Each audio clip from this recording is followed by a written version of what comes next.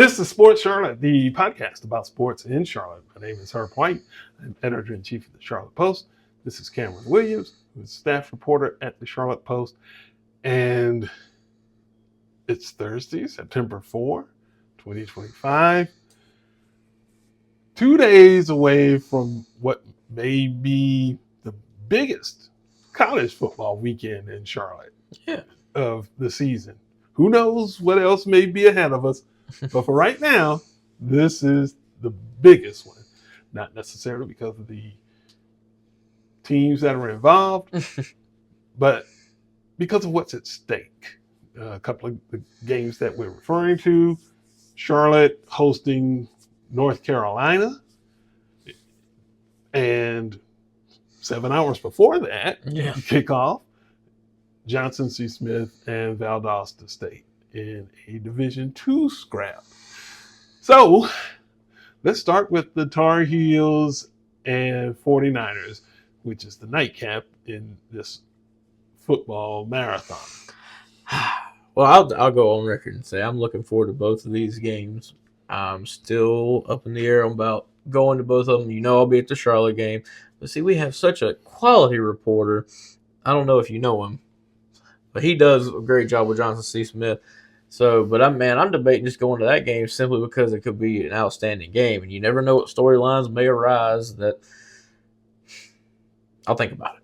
But when it comes to Charlotte and UNC Chapel Hill, both of these teams looked awful, to put it bluntly, in week one. A lot of just, I don't want to say sloppy play, but it just wasn't it. Look, everybody's going to have jitters week one, but they didn't look polished, either team. Now, granted, Charlotte was playing probably a much weaker opponent in App State than North Carolina did in TCU, but to lose 34-11 to App State and then UNC lose 48-14. Yeah. I mean, it's just like, I was watching that game thinking, okay, or the second game, the UNC TCU game, thinking, Charlotte might not have a chance to win, but my goodness, based on the way UNC's defense looked, I thought they could keep it relatively close. What's your take on that? Because do you think Charlotte, if they clean up some of the the early penalties to start drives, making sure their offense can stay on the field a little bit longer and not get their defense gassed, do you think they can keep this within, say, 14 points? A lot of things could happen. I'm just Why asking. not? I mean, I don't think North Carolina is going to be in the hunt for a spot in the ACC title game. And I don't think that they're in the hunt for the playoff title. What they can do, though, is try to show some improvement. Yeah. And defense is where this game is going to be decided. I am not sold on either right now because they have so many obvious holes, both sides. But whoever cleans up the most is bound to win this game. Mm-hmm. And whether that's Charlotte needing to be able to put some pressure on the quarterback or just minimizing mistakes, whatever. This time of the year, whoever makes the least mistakes is going to win anyway. Talent will take you through the toughest part of the season when championships are on the line. This time of the year, you want to be able to play as cleanly as possible. And whoever does that, especially on defense, I think will win. Neither team showed a whole bunch of anything for their openers, but somebody's got to win on Saturday. And I don't even necessarily think that it's going to be a blowout. You've got some people who will say, yeah, North Carolina's going to boat race Charlotte. I don't necessarily agree with that because, for one thing, there are plenty of holes in North Carolina. Yeah. And the other is, I don't think you can take the emotional content out of this game either, where even though UNC didn't look very good, you can best believe that the Charlotte community is going to show up. The North Carolina folks are going to show up too, because heaven knows there's plenty of Tar Heels living in Charlotte. And the emotional component of this, if you can corral it and not get too hyped up, I think that will help to determine how this thing plays out.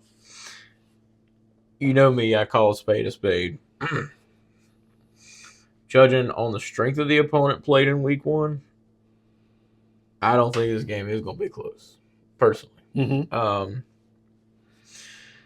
TCU, one thing you have to understand about TCU, they return, I think, 9 starters on offense, and overall they return I want to say 15 starters. It's a team that was experienced. It was a team that they came in, they knew what to expect. UNC was the wild card in all of this. No one knew what to expect with Bill Belichick. Were they going to come out there? And I mean, the first drive, they looked like they were. I mean, it marched right down the field. Mm-hmm. High-fiving and everything after that touchdown, including the folks that ESPN gratuitously showed us up in the luxury suites. And stop it! No, stop it! I'm just saying. I'm just saying. Oh man, you made me lose my train of thought. But what I'm saying is, Texas Christian was a team that they knew what to expect from themselves. I don't think Charlotte knew what to expect from themselves in week one, and I don't think UNC did either. So I think this game Saturday is going to be a lot different because App State and Charlotte both new coaches, whole lot of roster turnover, and Charlotte got boat raced. Mm-hmm. It wasn't like you hold them to scoreless in the first quarter, you're up 3-0, the morale's good, but then they just start mounting together some drives. Charlotte can't put together any drives, and so your defense starts to wear out visibly. I mean, just gaps all in that defense. And, I mean, I don't know from a coach's perspective, if I could get too upset with them because they're on the field for 80% of the game, and that really from the second quarter on. And so I'm just like, I don't see this being close. I think North Carolina will buckle down. They're playing an opponent that's not like TCU. They don't have all those returning starters, so it's like.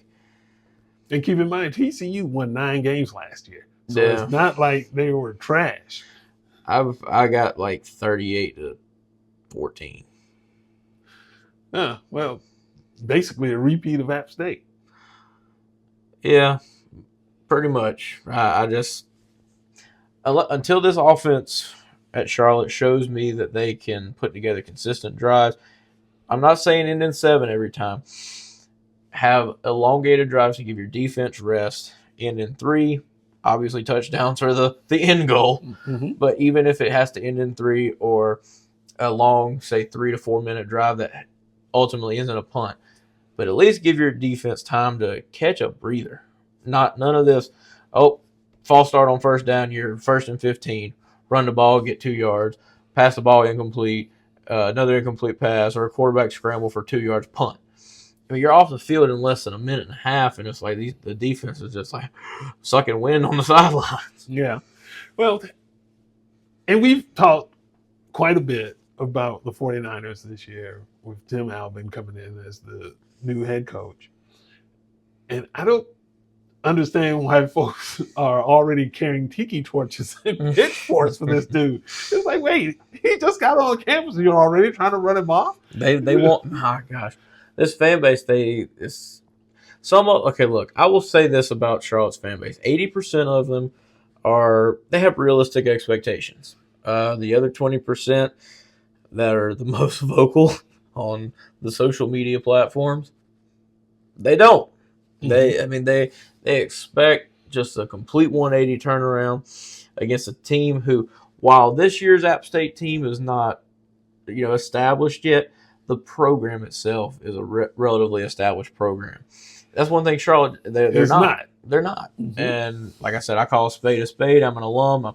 I've been called a lot of things, but I'm a realist. And I didn't see Charlotte winning that game. Did I think they could compete and maybe even cover the spread? Well, when the spread came out, it was 8.5, and I thought they could cover that. But, whew, that was ugly. Yeah. Well, I think you have to just wait and see how this turns out. If Charlotte can get 4 wins this year, I think That's successful. That's a successful season. You just look at that schedule by itself. It's brutal. Yeah. I mean, Bill Belichick could be coaching the 49ers, and that would still be a brutal schedule. He'd be doing good to get to 4-2. Absolutely. That's what I'm saying. So you can't judge him by this year's team because there's too much that is not necessarily of his making or under his control. And for folks to just say, he needs to be put out. It's like, you're one game in, folks, and this program hasn't matured to the point where you can talk trash to other program folks or their alums. It's like, okay, Charlotte fans do a good job talking. Well, but ultimately, all that talking can't save the dudes on the field. Yeah. I want to ask on the flip side of this. So, Biff Poggi comes in. He's very loud and elaborate about we're going to win. We're going to do this, that. Do you think that's his mouth was he was writing checks with his mouth that he couldn't cash, or however that phrase goes? Yes, his mouth was writing checks his teams couldn't cash. There you go. That was said perfectly. While Albin isn't doing the talking, because you call him Mr. Excitement, do you think he's going to have a longer leash because of that? I mean, Biff was in a year. No, not necessarily, because the dynamics aren't necessarily there for him to get a long runway. If you're talking about a long runway, like 4 years, I was saying just more than a year and a half, or a year and 3/4 of a season. Well, yes, okay. I think he'll get at least 2, I would imagine, unless he comes up winless in 2 seasons. Now that is cause to get terminated no matter who you are. Oh yeah. I'm comparing the two, and obviously there was difference in the charismatic qualities between Poggi and Albin, but you give a guy that year leeway, and then halfway through year 2 you make the decision to pull the plug. I know I asked this question to Mike Hill, yes, at the I guess post Biff firing press conference. What's the boxes that need to be checked? What's the leash length with a coach that you're going to hire next? Because look, if you're looking at this job and you see the last 2 coaches got fired mid-season, obviously Healy after being there a little bit longer than Biff, but Biff after being there a year and a half, what's going to attract someone to this job if they know that, oh God, I'm going to get fired if I'm not winning after like a year and a half? And I mean, he was like, he just wants to see some type of progress, and he doesn't necessarily have all the boxes laid out as to what they need to do, this week after this week after this week, but it doesn't need to be a constant cycle of in and out, yeah, and constant losing and losing bad. Because see, I know last year after the big ECU win, there was a lot of hype around the team again. Have they turned? I know I wrote a story. Have they turned the corner? And then the next week they get thumped by Navy, and I'm just like, why? But I think you give Albin a grace year for sure. He didn't win his first year at Ohio, but then turns around and wins at a very high clip. Give him some time to get his system in thoroughly, and his players, and maybe weed out some of the old players. Just give it time. If I'm imploring 49er fans for one thing, give Albin a little bit of time. This might be a bumpy season. Like Herb's mentioned, it's a brute of a schedule, but I think there's going to be promise there if there's some grace. I think you're in the ballpark. You just use this, what do folks call it, a gap year kind of thing? And Charlotte's had too many of those. There needs to be something produced this year. Well, yeah, but if you can get 3-4 wins, that's a successful season.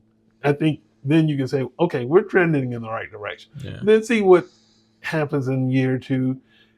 if you're still struggling after 3 seasons, then, because on the other hand, Mike Hill has a job that he probably wants to have as well. And you have to understand that in college sports, no matter what you may think emotionally, it's still a business, and it is big business, and losing is bad for business. So there is that. But you also have to understand that in this situation, you can't turn it around overnight. The 49ers program is an aircraft carrier. It is not a dinghy. It does. You have to have some accountability for the turn ratio and what you need to be able to do to get it steered in the right direction. I love that analogy. I'm just saying that's the way it is. Or would that be a metaphor? Charlotte football's not a dinghy. That's gonna be a headline. Well, I said it's not an aircraft carrier. No. You said it is an aircraft carrier. It is an aircraft carrier. Yes. Charlotte football is an aircraft carrier, not a dinghy. I'm going to use that. But even at that, think about what's going on nationally. Kalen DeBoer is already catching it at Alabama of all places. But you had to go there. But on the other hand, Alabama has pedigree. A lot of it. So are they entitled to rake this man over the coals? Not even a season and a half into his career? There you go. It's always hard to follow the guy. It took John Shire at Duke following Coach K a little bit. Did he have the fall off that DeBoer had? No. He didn't win. He didn't. I think he made the second round of the NCAA tournament in his first year. Has had success the last couple seasons. But my point being, once you have got a coach like a Nick Saban, a Coach K, in position, or Bear Bryant, that too. Yeah. But even Alabama, after Bear fell off for a while, and then you hire the next great thing. And look, there's no doubt in my mind that I think Saban is the GOAT when it comes to Bama football coaching hierarchy or whatever. Bear was great. Saban rejuvenized a program that once was, giant killers and made them even bigger. And I think following in that man's footsteps was going to be hard for anybody that took the job. I would have gone with Lane Kiffin, personally. We're getting down rabbit trails, but I do think a program like that has the right to be like, okay, look, we can't go through another drought of 15 to 20 years before we're winning again. Get us someone in place that can. I'm not talking about go to win national championships every year, but compete for college football playoffs and get there. I don't see that happening with DeBoer.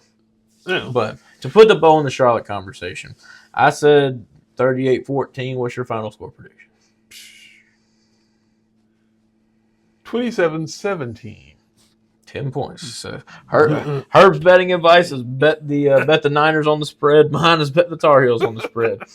I'm just saying, I think it will be probably more competitive than people are suggesting.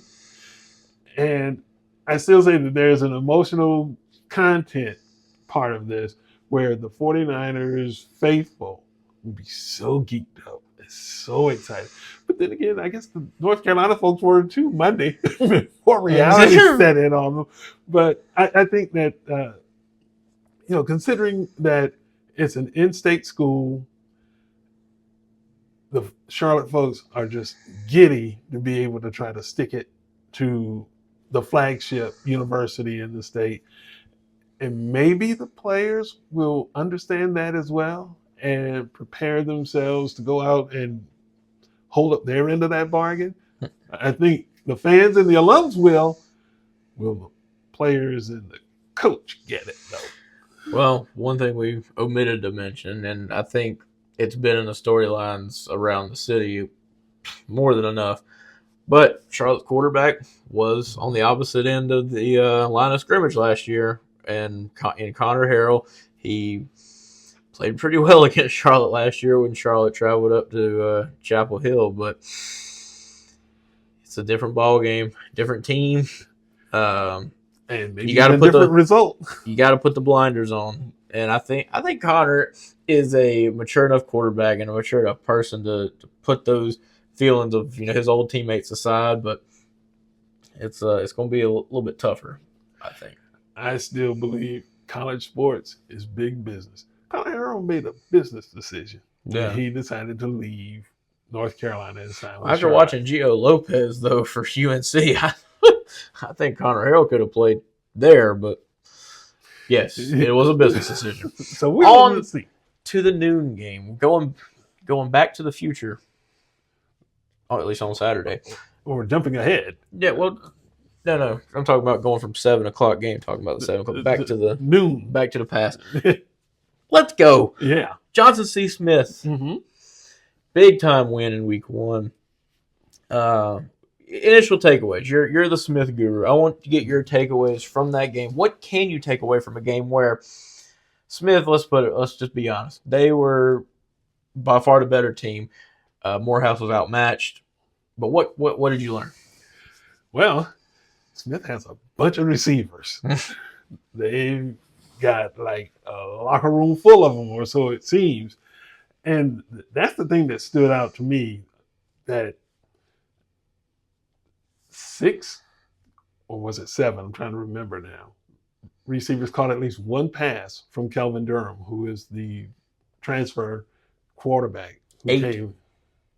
8. Okay. 8. Okay. Who came in from Fort Valley State. And 8 dudes caught at least one pass, and none of them was Brevin Caldwell, who is Smith's 2-time All-CIAA receiver. That tells you there's a lot of depth, and the quarterback doesn't mind spreading it around. And that was the thing that stood out in terms of being able to efficiently move the ball. Offensively, Smith was all there. And they ran for what? Well, as an offense, 512 yards, 303 passing. It's like, okay, yeah, that's good balance. And they ran the ball with malice. A bunch of dudes touched the ball, and not trying to throw any shade, but Morehouse was not going to be in that game. Well, that was kind of going to be my question to you. How much of this was Smith going off without a hitch, or was it they were playing the school of the blind? No, Morehouse football, yeah, that's the school of the blind. They're trying to turn their program around. It's going to be a tough slog for them, but there's no doubt that the retooling of Smith's roster paid big dividends, because they beat Morehouse worse this time around than they did the year previous, which is kind of scary. And it's not like Smith was faultless in any of this. They still had more than 100 yards in penalties. Ooh, sounds like West Charlotte. Yeah, and so to me, that is something that will need to be addressed this week, because Valdosta State will punish you if you are screwing up that much. I was going to say, that many penalties against the Valdosta State, Virginia Union, Virginia State, that's going to come back to bite you. Yeah, because if you stop and think about it, if you can go over 100 yards rushing in football, that's pretty good. If you have more than 100 yards in penalties, you're crippling yourself. Yeah. And that is the thing that I think they will need to work on. And special teams, especially in the kicking game, 3 for 7 on kicking PATs. They do sound like West Charlotte. Well, at least they made 3. They're college. They have a little bit higher standard. Well, but they also have 2 new kickers, and it showed. But weren't you talking very fondly about them in the spring when we went out there? Well, that's what I was told. That, and these are both first-year players. So your first time playing in a live game against real competition, you talk about first game jitters.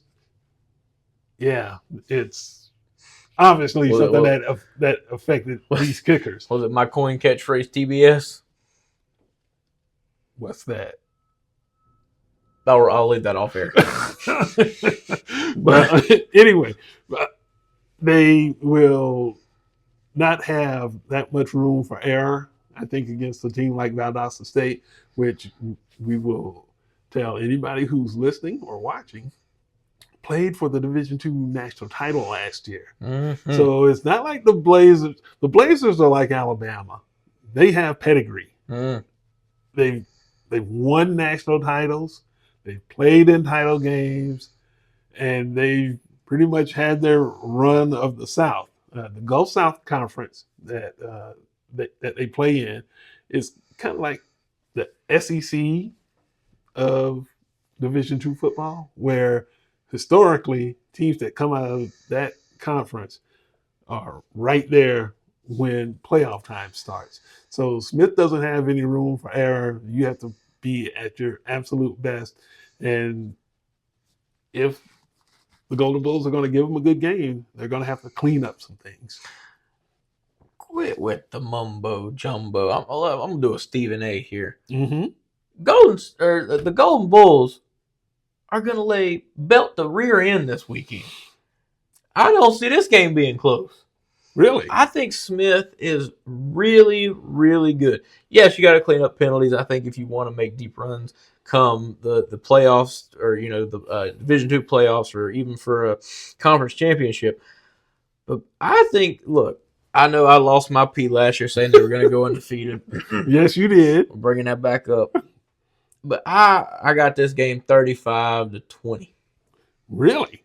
Smith.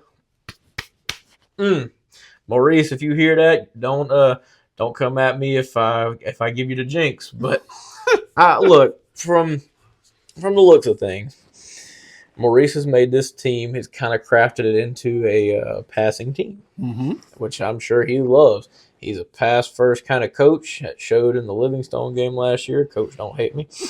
But I think this team's just different. I think this team's hungrier. I don't think this team's going to make a lot of the – I don't think they're going to get lazy.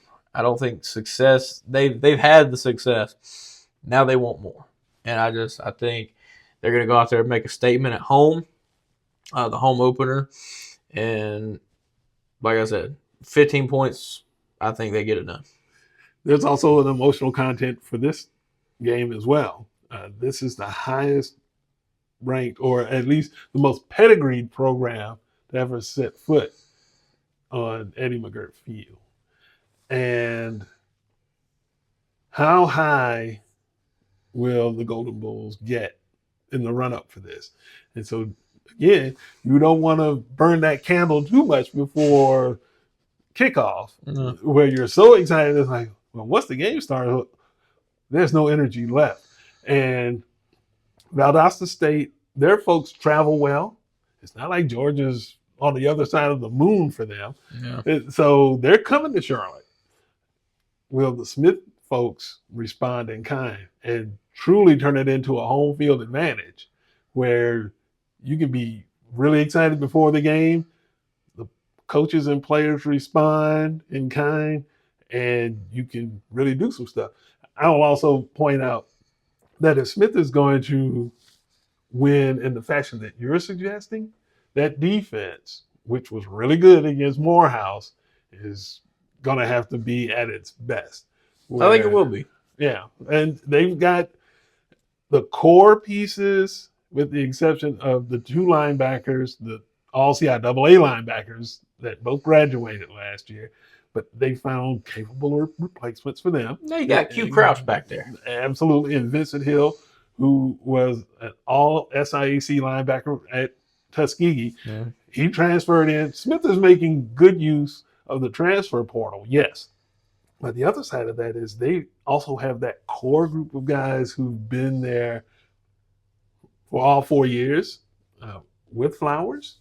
And that core group is the glue that holds this group together, because those are the dudes who were there when they weren't so great in that first season at 2-7. And they've been there every step of the way. as the roster has improved and the record has correspondingly improved, and they know what that felt like to go 8-0 and then lay an egg last year. And if you do the same thing this time around, you really can't say, well, we just didn't know how to handle it. You do know how to handle it. And you do know how to handle a big game. Run the ball. Valdosta State qualifies as a big game. Oh, it's a huge game.